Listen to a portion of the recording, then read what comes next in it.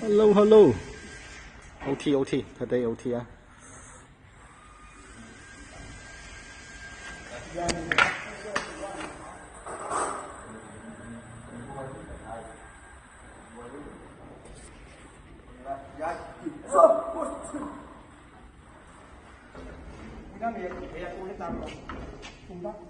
Hay tay à, một chút bị thôi đấy.